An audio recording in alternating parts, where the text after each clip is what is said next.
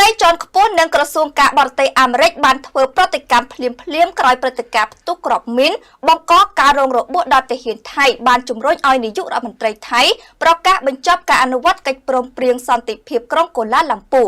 Fresh Exclusive មានអត្ថបទស៊ីជម្រៅមួយជំវិញបញ្ហានេះ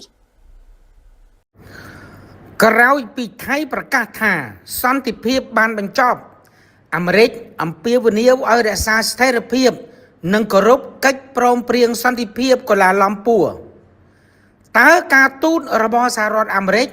អាចរារាំងប្រទេសថៃបានដែរឬទេ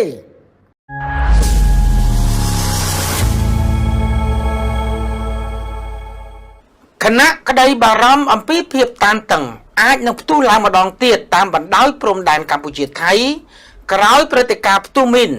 ដែលបណ្ដាលឲ្យទាហានថៃបានរងរបួសមន្ត្រីសហរដ្ឋអាមេរិកបានប្រញាប់លោតចូលធ្វើអន្តរាគមន៍ភ្លាម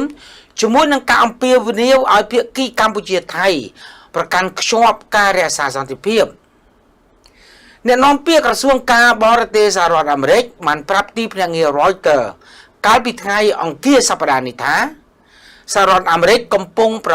មូលព័ត៌មានបន្ថែមអំពីការផ្ទុះមានថ្មីនេះនឹងបានជំរុញឲ្យប្រទេសទាំងពីររក្សាស្ថិរភាពនិងគោរពតាមកិច្ចព្រមព្រៀងសន្តិភាពដែលបានចុះហត្ថលេខាថ្ងៃទី26 តុលា 2025 នៅកូឡាឡាំពូនៃប្រទេសម៉ាឡេស៊ីក្រោមការចូលរួមធ្វើជាសាក្សីរបស់ប្រធានាធិបតីសហរដ្ឋអាមេរិកលោក Donald Trump នៅជាមួយគ្នានេះផងដែរកាសែត Washington Post បានដកស្រង់សម្ដីមន្ត្រីជាន់ខ្ពស់សហរដ្ឋអាមេរិកម្នាក់ទៀតដែលបាននិយាយថាប្រធានាធិបតីសហរដ្ឋអាមេរិកលោក Donald Trump បដិញ្ញាចិត្តចំពោះការបញ្ឈប់អំពើហិង្សាជាបន្តបន្ទាប់ហើយរំពឹងថារដ្ឋាភិបាលកម្ពុជានិងថៃនឹងគោរពយ៉ាងពេញលេញនៅការបដិញ្ញាចិត្តរបស់ពួកគេក្នុងការបញ្ចប់ជម្លោះប្រតិកម្មដ៏លឿនពីមន្ត្រីជាន់ខ្ពស់និងពីក្រសួងការបរទេសអាមេរិកភ្លាមនេះកើតឡើងបន្ទាប់ពីនាយករដ្ឋមន្ត្រីថៃលោកអនុទិន ឆាន់វីរៈគុលបានបញ្ជាឲ្យក្រសួងការពារជាតិថៃផ្អាកការអនុវត្តកិច្ចព្រមព្រៀងសន្តិភាពទាំងអស់ជាមួយប្រទេសកម្ពុជាដោយគ្មានកំណត់និងថែមទាំងប្រកាសទៀតថាសន្តិភាពបានបញ្ចប់ហើយការទូត3ស្រទាប់របស់សហរដ្ឋអាមេរិកសម្ដីបង្កប់ដែលមានអំណាចធ្ងន់សារដ៏លឿនពីមន្ត្រីជាន់ខ្ពស់រដ្ឋាភិបាលក្រុង Washington និងពីក្រសួងការបរទេសអាមេរិកបន្ទាប់ពីបានឃើញសម្ដីធ្ងន់របស់មេដឹកនាំថៃត្រូវបានគេចាត់ទុកថាជាសារដែលមានអត្ថន័យការទូតធំ3ស្រទាប់គួរឲ្យកត់សម្គាល់ស្រទាប់ទី1សាររបស់អ្នកនាំពាក្យក្រសួងការបរទេសគឺជាសារផ្លូវការដែលមានគោលបំណងថែរក្សាស្ថិរភាពនិងអំពាវនាវឲ្យគោរពកិច្ចព្រមព្រៀងសន្តិភាពវាជាសារមានលក្ខណៈអព្យាក្រឹតដើម្បីបញ្ជាក់ថាសហរដ្ឋអាមេរិកនៅតែជាអ្នកសម្របសម្រួលដែលអាចទុកចិត្តបានហើយជាវិធីសាស្ត្រមិនឲ្យប្រទេសណាមួយទោះបីជាថៃឬកម្ពុជាក៏ដោយនឹងមានអារម្មណ៍ថាត្រូវបានគេចោទប្រកាន់ដោយផ្ទាល់ឡើយស្រទាប់ទី2ការដកស្រង់សម្ដីពីមន្ត្រីជាន់ខ្ពស់អាមេរិកម្នាក់តាមកាសែត Washington Post ដែលនិយាយថាប្រធានាធិបតីលោក Donald Trump បដិញ្ញាចិត្តចំពោះការបញ្ឈប់អំពើហិង្សាវាគឺជាសារដែលមានអារម្មណ៍នយោបាយខ្លាំងជាងសារផ្លូវការរបស់ក្រសួងការបរទេសទៅទៀតវាជាសារដែលបង្ហាញថាលោក Donald Trump កំពុងប្រើអំណាចផ្ទាល់ខ្លួននិងឈ្មោះរបស់លោកដើម្បីបញ្ជាក់ថាសន្តិភាពនេះគឺជាស្នាដៃនយោបាយរបស់លោកដែលមិនអាចឲ្យប្រទេសណាមួយបំបាក់បានឡើយនេះគឺជាវិធីបញ្ជូនសារប្រយោលទៅប្រទេសថៃថាការបោះបង់កិច្ចព្រមព្រៀងនឹងជះឥទ្ធិពលផ្លូវការទៅលើទំនាក់ទំនងជាមួយសហរដ្ឋអាមេរិកស្រទាប់ទី3ការរួមបញ្ចូលគ្នានៃសារទាំងផ្លូវការនិងសារប្រយោលបែបនេះមានគោលបំណងបង្កើតសម្ពាធតាមផ្លូវនយោបាយដោយនៅតែរក្សាមុខប្រទេសជាភាគីទី3វាជាវិធីសាស្ត្រដែលសហរដ្ឋអាមេរិកប្រើដើម្បីផ្ញើសារដល់ប្រទេសថៃថារដ្ឋាភិបាលក្រុង Washington កំពុងសង្កេតយ៉ាងយកចិត្តទុកដាក់ក្នុងស្ថានភាពវិវត្តចុងក្រោយនេះប៉ុន្តែ ជាវៀងការបញ្ចេញឈ្មោះប្រទេសជាផ្លូវការដើម្បីរក្សាភាពអត់ធ្មត់និងរក្សាបរិយាកាសនយោបាយសមស្របសម្រាប់ការជជែកទៅមុខជាបន្តប្រតិកម្មទាំងនេះបង្ហាញថាសហរដ្ឋអាមេរិកកំពុងប្រើយុទ្ធសាស្ត្រទូត3ស្រទាប់ដើម្បីទប់ស្កាត់ថៃមិនឲ្យបំបែកសន្តិភាពបានឡើយវាជាការទូតដែលមានទម្ងន់មានភាពស្ងាត់ប៉ុន្តែខ្លឹមសារទាំងអស់គឺការត្រូវតែបន្តថែរក្សាស្ថិរភាពរក្សាប្រសិទ្ធភាពនៃកិច្ចព្រមព្រៀងសន្តិភាពដែលមិនអាចក្បត់សម្ដីសន្យារបស់ខ្លួនក្នុងការបដិញ្ញាចិត្តជាមួយនឹងការចុះហត្ថលេខារួចមកហើយនៅចំពោះមុខសាក្សីជាអន្តរជាតិនោះទេការផ្ទុះវិញនៅវីលន្ទ្រីព្រឹត្តិការណ៍តូចដែលរំលឹករឿងចាស់នៃស្នាមសង្គ្រាមជិត3ទសវត្សរ៍ព្រឹត្តិការណ៍ដែលបានបង្កឲ្យមានភាពតានតឹងវិលត្រឡប់មកវិញនេះកើតឡើងនៅថ្ងៃច័ន្ទទី10ខែវិច្ឆិកាដើមសប្តាហ៍នេះនៅពេលដែលយោធាថៃចំនួន3នាក់បានរងរបួសបន្ទាប់ពីបានជន់លើក្របមានចាស់មួយគ្រាប់នៅតំបន់វីលន្ទ្រីតាមបណ្ដោយព្រំដែនកម្ពុជាថៃតំបន់នោះត្រូវបានគេកត់សម្គាល់ថាជាតំបន់អតីតសមរភូមិចាស់ដែលមិនសល់ទុកពីស្រមោលសង្គ្រាមស៊ីវិលកម្ពុជារយៈពេលជិត30ឆ្នាំតំបន់នេះគឺជាតំបន់ចំនួនមិនទាន់ដាច់ស្រេចដែលក្រុមការងារគណៈកម្មាធិការវាស់វែងព្រំដែនរួម JBC កម្ពុជាថៃត្រូវធ្វើការវាស់វែងនិងកំណត់ខណ្ឌសីមាផ្អែកទៅតាមផែនទីអាណានិគមឆ្នាំ1904និង1907ក្នុងអំឡុងសង្គ្រាមស៊ីវិលជិត3ទសវត្សរ៍នោះប្រទេសកម្ពុជាបានទុកសំណល់គ្រាប់មីននិងគ្រាប់មិនទាន់ផ្ទុះរាប់លានគ្រាប់ជាពិសេសនៅតាមតំបន់ជាយព្រំដែនកម្ពុជាថៃតំបន់ទាំងនេះត្រូវបានដឹងឮសរសើរក្នុងពិភពលោកនិងត្រូវបានចាត់ទុកថាជាចំការមានគ្រោះថ្នាក់បំផុតមួយក្នុងតំបន់អាស៊ីអាគ្នេយ៍អង្គភាពដោះមានស៊ីម៉ារួមទាំងអង្គការ Hello Trust និងអង្គការ MEC បានចុះកំណត់ត្រាយ៉ាងច្បាស់ថាតំបន់វាលឥន្ទ្រីនិងតំបន់ជាប់ព្រំដែនទាំងឡាយគឺជាតំបន់សម្បូរមានសល់ពីសង្គ្រាមស៊ីវិលរបស់កម្ពុជាដោយពិតប្រាកដការផ្ទុះមានបែបនេះកើតឡើងគឺជារឿងមិនចម្លែកឡើយចំពោះកម្ពុជាសម្រាប់តំបន់ដែលមិនទាន់បានបោសសម្អាតអស់ទាំងស្រុងប៉ុន្តែភាគីថៃវិញ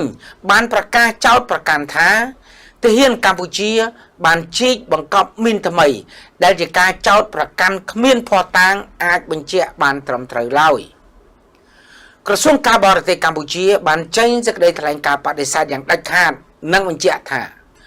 តំបន់ដែលមានការផ្ទុះមីននោះត្រូវបានដឹងឮយ៉ាងសុសសាយ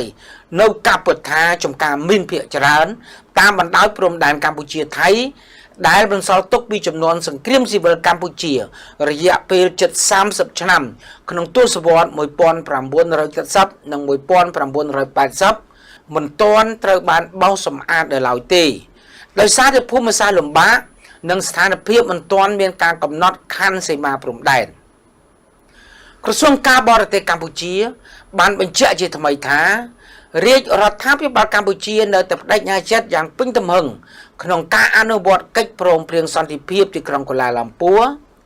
ហើយក្នុងនាមជាប្រទេសនៃរដ្ឋភាគីនៃអនុសញ្ញាហាមឃាត់មីនប្រឆាំងមនុស្សកម្ពុជាមិនដែលបានប្រើប្រាស់ហើយនឹងមិនប្រើប្រាស់មីនថ្មីឡើយការប្រកាសផ្អាកសន្តិភាពរបស់អនុទិនគឺជាការលេងល្បែងជាតិនិយមដើម្បីរកការកេងចំណេញនយោបាយការឆ្លើយតបដល់ក្រៅកគុករបស់នាយករដ្ឋមន្ត្រីថៃលោកអនុទិនច័ន្ទវិរៈគុលបន្ទាប់ពីព្រឹត្តិការណ៍ផ្ទុះមាននៅតំបន់ព្រំដែន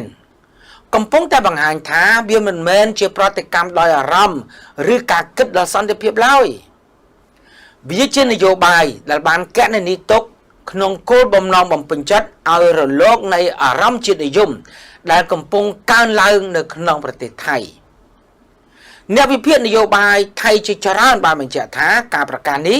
គឺជាល្បិចកលនយោបាយមួយដែលមានគោលបំណងពង្រឹងអំណាច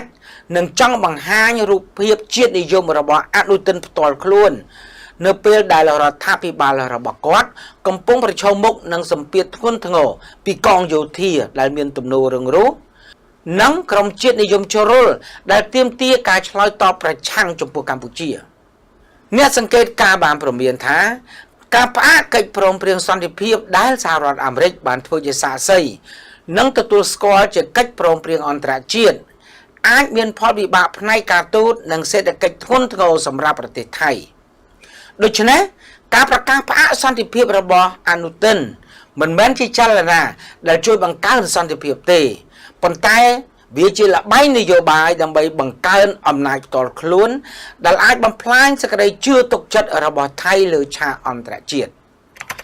ល្បែងសម្រាប់សម្រួលជាតិនិយមរបស់អនុទិននឹងអាចប្រែក្លាយជាអាវុធបំផ្លាញខ្លួនឯង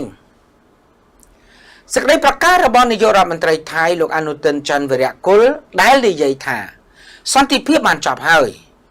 វាមិនមែនជាការដកខ្លួនចេញពីដំណើរការសន្តិភាពដ៏ពិតប្រាកដនោះទេប៉ុន្តែជាការសម្ដែងល្បែងនយោបាយដែលមានគោលបំណងបង្ហាញពីភាពស្នេហាជាតិរបស់លោកដើម្បីទទួលការគាំទ្រពីមហាជនថៃនៅក្នុងស្រុកវាក៏ជាចលនានយោបាយដែលបានគ្រោងទុកយ៉ាងច្បាស់ដើម្បីបង្កើនកម្លាំងសម្របសម្រួលនិងភាពជាតិនិយមក្នុងពេលដែលរដ្ឋាភិបាលរបស់លោកកំពុងប្រឈមនឹងសម្ពាធខ្លាំងពីកងយោធានិងក្រុមជ្រុលនិយមដែលទាមទាររកការឆ្លើយតបគាំទ្រជាដាច់ខាតទោះជាយ៉ាងណាក៏ដោយលក្ខខណ្ឌនយោបាយបែបនេះអាចនឹងបង្កផលវិបាកយ៉ាងធ្ងន់ប្រសិនបើវានាំឲ្យថៃបាត់បង់ទំនុកចិត្តពីសហគមន៍អន្តរជាតិនិងធ្វើឲ្យខកចិត្តចំពោះប្រទេសជិតខាង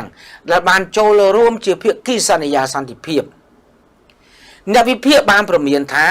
ការផ្អាកកិច្ចព្រមព្រៀងសន្តិភាពដែលមានសហរដ្ឋអាមេរិកជាសាក្សីនិងមានស្ថានភាពជាឯកសារអន្តរជាតិ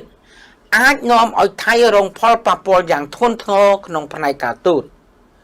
វាអាចប៉ះពាល់ដល់ភាពជឿទុកចិត្តពីសហគមន៍អន្តរជាតិហើយបណ្ដាលឲ្យរូបភាពប្រទេសថៃរងការខូចខាតនិងធ្វើឲ្យវិនិយោគអន្តរជាតិមានការរំជើបរំជួលនៅពេលដែលរដ្ឋាភិបាលថ្មីកំពុងតស៊ូស្ដារស្ថិរភាពសេដ្ឋកិច្ចនិងសាធារណៈជឿជាក់នៅក្នុងទីផ្សារដូច្នេះសេចក្តីប្រកាសដែលនិយាយថាសន្តិភាពបានបញ្ចប់របស់លោកអនុទិនវាគ្រាន់តែជាចលនានយោបាយក្នុងស្រុកដើម្បីបង្កើនស្មារតីជាតិនិយមប៉ុន្តែมันអាចបំបាក់សន្តិភាពបានឡើយទន្ទឹមនឹងនេះវាក៏អាចក្លាយជាអាវុធត្រឡប់មកវាយខ្លួនឯងវិញប្រសិនបើល្បែងនយោបាយបែបនេះនឹងបណ្ដាលឲ្យថៃបាត់បង់សេចក្តីជឿទុកចិត្តពីអន្តរជាតិក្នុងដំណើររកសន្តិភាពដែលកសាងឡើងក្រោមកិច្ចព្រមព្រៀងសន្តិភាពទីក្រុងកូឡាឡំពួរនៅក្នុងការសន្និដ្ឋានស្ថានភាពបច្ចុប្បន្នរវាងថៃនិងកម្ពុជាកំពុងតែបង្ហាញថាសន្តិភាពកូឡាឡំពួរមិនមែនជាឯកសារបណ្ដោះអាសន្នទេវាគឺជាកិច្ចព្រមព្រៀងដែលពាក់ព័ន្ធជាមួយសមត្ថភាពនយោបាយនិងភាពទំនួលខុសត្រូវអន្តរជាតិប្រតិកម្មរបស់សហរដ្ឋអាមេរិកបើទោះបីជាស្ងាត់តែមានអំណាចនយោបាយធ្ងន់ដោយបញ្ជាក់ថារដ្ឋាភិបាលក្រុង Washington មិនអនុញ្ញាតឲ្យសន្តិភាពដែលខ្លួនបានជួយសម្របសម្រួលត្រូវបំបាក់ដោយសារបំណងនយោបាយក្នុងស្រុករបស់ប្រទេសណាមួយឡើយសម្រាប់ថៃការប្រើសេចក្តីថ្លែងការណ៍សន្តិភាពត្រូវបានបញ្ចប់ដើម្បីបំពេញចិត្តជាតិនិយមក្នុងស្រុកវាអាចជារឿងដែលទទួលបានការសរសើររយៈពេលខ្លីប៉ុន្តែវាជាបញ្ហាធ្ងន់ធ្ងរនៅលើឆាកអន្តរជាតិប្រទេសណាដែលចូលចិត្តលេងល្បែងនយោបាយជាតិនិយមលើសន្តិភាពប្រទេសនោះនឹងស្ថិតក្នុងហានិភ័យនៃការបាត់បង់សេចក្តីជឿទុកចិត្តពីសហគមន៍អន្តរជាតិនិងភាពជឿជាក់ស្មោះរបស់ដៃគូសហប្រតិបត្តិការរបស់ខ្លួនសម្រាប់កម្ពុជាការរក្សាភាពស្ងៀមសុភាពរាបសារនិងបន្តបដិញ្ញាចិត្តគោរពកិច្ចព្រមព្រៀងវាគឺជាវិធីសាស្ត្រដ៏មានប្រាជ្ញានិងការរក្សាភាពត្រឹមត្រូវនយោបាយនិងកិត្តិយសជាប្រទេសដែលស្រឡាញ់សន្តិភាពដូច្នេះនៅពេលដែលថៃប្រើសម្ដីក្តៅសហរដ្ឋអាមេរិកបានប្រើការទូតស្ងាត់ហើយកម្ពុជាក៏បានប្រើភាពអត់ធ្មត់ជាអាវុធសន្តិភាពដែរសរុបមកវិញសន្តិភាពមិនទាន់របូតចេញទៅឡើយទេប៉ុន្តែវាកំពុងត្រូវសាកល្បងដោយល្បែងនយោបាយស្វែងរកប្រជាប្រិយភាពរបស់បណ្ដាមេដឹកនាំថៃអ្វីដែលសហរដ្ឋអាមេរិកបានផ្ញើសារចុងក្រោយនេះគឺច្បាស់ណាស់ថាកិច្ចព្រមព្រៀងសន្តិភាពក្រុងកូឡាឡំពួរគឺជាកិច្ចព្រមព្រៀងដែលមានសក្តានុពលអន្តរជាតិដែលមិនអាចឲ្យភាគីណាក្បត់បានឡើយ